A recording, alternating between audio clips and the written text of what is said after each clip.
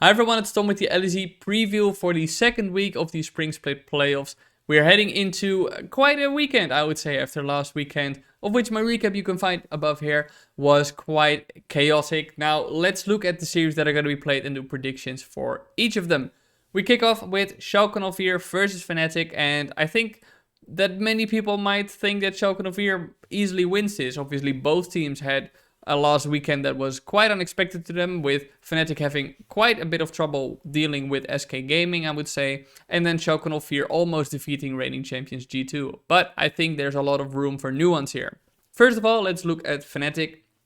I think Fnatic had an underperforming series, had an underwhelming series, but you can definitely see that their bot lane was still strong as ever, and their early game leads were pretty strong as well. We look at Schalke 04. Yes, they played very well for their usual standards against G2, but looking at G2's performance that weekend, it was pretty low. So I think that definitely played a lot into part for that series. I also do think that the playstyles are quite different. If you've seen my interview with Limit, which I'll link above, throw in another plug, right? He said Fnatic is a far more aggressive team than G2. And that's right. G2 has a slower playstyle than Fnatic has at the moment. And I think that Schalke 04 found a lot of wiggle room in that playstyle. Against Schalke 04, I don't think they'll have as much wiggle room. Fnatic is really good at getting an early game lead, and I think they will be able to do so consistently against Schalke 04 as well, especially if you look at the bot lane. I also do think that Fnatic has a strong possibility of playing through the top side, and I think that this flexibility is something that is going to give them the advantage. However, I will say that I think the advantage is small. I think that it's probably going to be a 3-2 series, with Fnatic taking the fifth game and the third win. But as I said, I think that Fnatic, because of their proactive and aggressive playstyle, is going to be able to find a lot of openings against Schalke 04. But it's because of their mid game that I think that Schalke 04 will be able to strike back a few times. We saw them against G2 in that fifth game as well, where G2 took an early lead very strongly, but then G2 overstayed their welcome in the mid lane, and Schalke 04 immediately capitalized on this. I think Schalke 04 is pretty good at recognizing when their opponents have made mistakes. Not the cleanest in keeping hold of a lead they have, which is something that Fnatic then again might bounce back on. So it's going to be a very back and forth series, I think. But overall, when I look at the performances and when I look at how each team plays, I think that Fnatic will be able to defeat Schalke 04. And then we go to G2 versus Mad Lions. Now, this is interesting because G2 underperformed last weekend, and Mad Lions, some might say, overperformed compared especially to their Spring Split result. Mad Lions is very comfortable currently with the meta. They're very comfortable with their draft. You saw them stick to their, most of their draft for Game 2, even though with that draft they did lose Game 1 against Rogue and against G2, who underperformed. Now, I think there's a lot of excitement because of the last year's Spring Split, obviously, where Mad Lions knocked down G2 in a 5-game series, very close, but then in the Summer Split, obviously, G2 easily defeated Mad Lions. Still, and there's this kind of rivalry, this kind of spice, and I definitely see it, I definitely want to see it as well, but I still think that G2 overall should be the heavy favorites. It's going to take a lot, for me at least, and I think it should take a lot for people to think that G2 is not going to win a series, given their pedigree, given their resilience, how historically they've always proven to show up when it really mattered. We saw it against Schalke 04 as well, when they were really on the back foot, really sweating, and still, even though they were underperforming, that they won the series. Now, I think that Mad Lions might be able to win a game against G2, because G2 is still going to have a game probably where their wacky drafts or their suboptimal drafts are not enough for that their individual skill is going to be able to carry them. And I think that Mad Lions is a team that might be able to pounce, no pun intended, on that. But overall, I do think that G2 is probably just going to have a pretty easy time playing against Mad Lions. I think it's difficult for me to say why I so I think that Mad Lions, who by the way I think are the second best team in the LEC now, it's pretty clear that if you beat the second best team, especially in a best of 5, to me, is that at that time you are the second best team, and there's no problem in shifting that dynamics. That's gonna keep changing during the playoffs, obviously, but I think that despite them being the second best, I still think there's this gap. Also, G2 is a team that, as we've seen before, that after a loss, they're really going to put all their energy and all their resources in making sure that they have everything in order for the next series. And I think that against Mad Lions, that is something they want to quickly deal with. They want to assert and show that they are still the most dominant team in the LEC. So when I evaluate the series overall, I think it's going to be pretty skirmish heavy. But I do think that despite Mad Lions maybe taking a game, I think it's going to be a 3-1 for G2, where they are going to be on top of their game. I don't think they're going to spend a lot of time messing around like they did against Schalke and Fear, where they got far too cocky, which was pretty unacceptable, obviously, with their performance. So, I have a hard time saying the series will ultimately be very close in results, but I think at least it's going to be very skirmish heavy with both teams, with Mad Lions seeking the fights and G2 taking them because they really like to play around. It's really going to be like two puppies or something, I guess, like playing with each other, rolling around and trying to like fake fighting. But obviously this time there's a lot more on the line. So it's a series I definitely am looking forward to.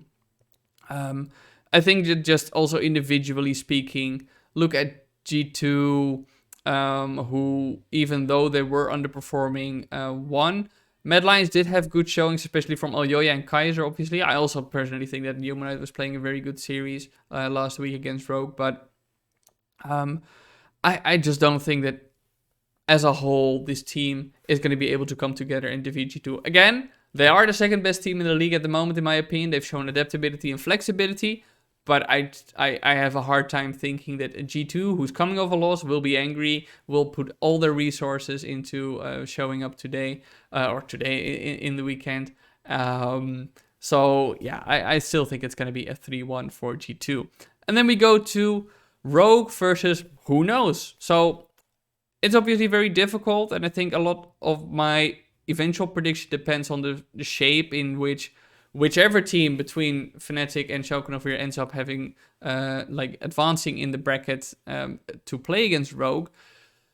I think it's very difficult for me to give like a clear prediction now, because if one of these teams that Rogue is gonna play against only gets by in the lower bracket barely, then Rogue is probably going to dominantly win, in my opinion. But if they very dominantly and showed massive improvements, then maybe Rogue's going to have a tough time. So let's just base it off what I saw last week and briefly gloss over them. So if it's Rogue against Fnatic, I think Rogue actually might have a more difficult time.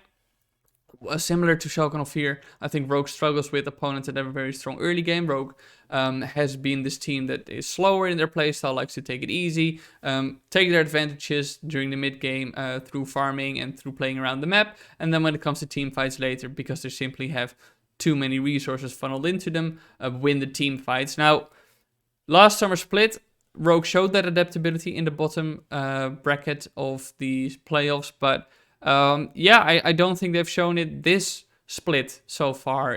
Obviously they've only played one best of 5, but against Mad Lions they really didn't show it, and that's something I thought they would be able to do, because they are a better team than they were last summer split, in my opinion.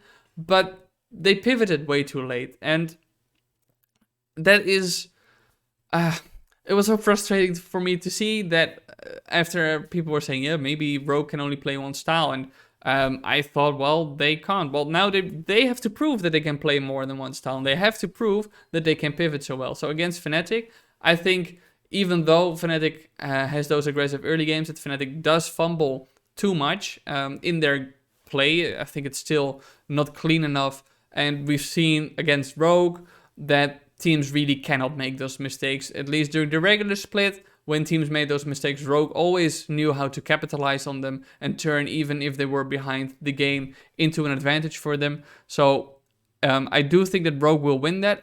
It's so incredibly difficult for me to predict an outcome for the series. If Fnatic doesn't clean up any of their plays that they made against SK Gaming, then Rogue's probably going to win 3-0. If they look better, it might as well become a 3-2. But overall, I think that Rogue will be able to punish Fnatic more consistently for the mistakes that Fnatic has kept making throughout the split. And then Schalke 04. Schalke 04 is obviously a completely different opponent, but I think that Rogue will have a much easier time playing against Schalke 04 than against Fnatic, because Schalke 04 has less of this aggression, and that gives Rogue a lot more room to wiggle. Now, where Schalke 04 could be able to take a win of Rogue is if they are able to identify the playstyle Rogue is going to go for in the series, if they find and have practiced well that counter to Rogue's scaling style. And if Rogue is not able to pivot from it, who knows what Schalke 04 might be able to pull off. But still, if Rogue play against Schalke 04, I think it's either going to be a 3-0 or 3-1 for Rogue, given how both teams have been playing, given also that Schalke 04 has not really found that identity in the playstyle. And I think that when you're up against a team like Rogue, you really need to find a way how you want to play. And I think that it is going to be difficult for Schalke 04 to fight that against Rogue. So, those are my predictions for the upcoming weekend. Let me know in the comments below what you think is going to happen in the weekend. I'm very curious to hear what you guys think. If you like this video, please don't forget to like and subscribe. I'm going to have a lot more content coming up in the rest of the year, I would say. But just in general, obviously, I submit interview requests with every team every week. And we just have to see which team accepts them and which team thinks, well, mostly it's a team that lose that don't do interviews. But, you know, there's always exceptions. Like, for example, the limit interview I mentioned earlier. Some teams are happy to talk in wake of a loss as well. So anyway, if you like that content, again, don't forget to like and subscribe, and stay tuned for more content.